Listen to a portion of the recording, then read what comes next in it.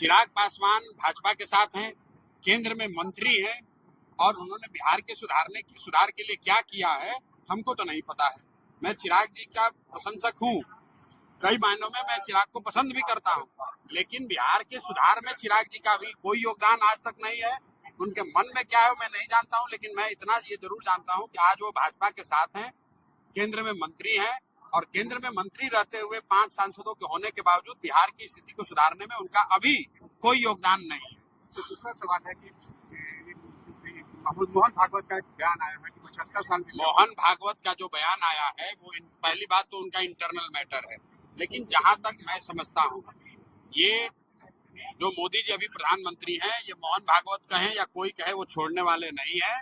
इस भ्रम में मत रहिए, ये लोगों को बरगलाने फुसलाने का एक मामला है।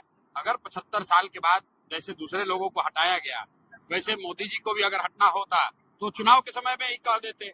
अगर जनता ने चुनकर उनको वहां बैठा दिया है, मुझे नहीं लगता है कि मोदी जी छोड़ने वाले हैं। और दूसरी बात यह है कि व्यक्ति की बात नहीं है। मान लीजिए कि अगर मोदी जी नहीं रहेंगे तो उनके जगह जो बैठेगा वो भी तो वही आरएसएस और मोदी जी की विचारधारा वाला ही बैठेगा, तो उससे क्या फर्क पड़ जाएगा। व्यक्ति नहीं है, विचारधारा महत्वपूर्ण है, जो व्यवस्था बनी हुई है। तो दो बात समझ लीजिए कि मोहन भागवत के बयान से अगर आप ये समझ रहे हैं कि मोदी जी कल पद छोड़ने वाले हैं तो आप भ्रम में जी रहे हैं। और दूसरी बात कि अगर एक बार को हाइपोथेटिकली मान भी लें कि कल मोदी जी को संघ वाले हटा देंगे या कहेंगे कि हट जाइए, अगर संघ का इतना प्रभाव है कि अगर वो मोदी जी को हटा भी दें तो मोदी जी से भी ज्यादा कोई रेडिकल होगा, उसको बैठाएंगे, यही मेरी समझ है। तीसरा सवाल है कि दिलीप जायसवाल के लेकर आपने मोर्चा खोला था, तो क्या लगता है कार्रवाई होगी? मेरे भाई ऐसा है, आप लोग पत्रकारिता करते हो, आज तक ऐसा हुआ कि किसी नेता पर कोई आरोप लगा हो? भाजपा इतनी बड़ी पार्टी है, वो चाल चरित्र चेहरा की बात करते हैं।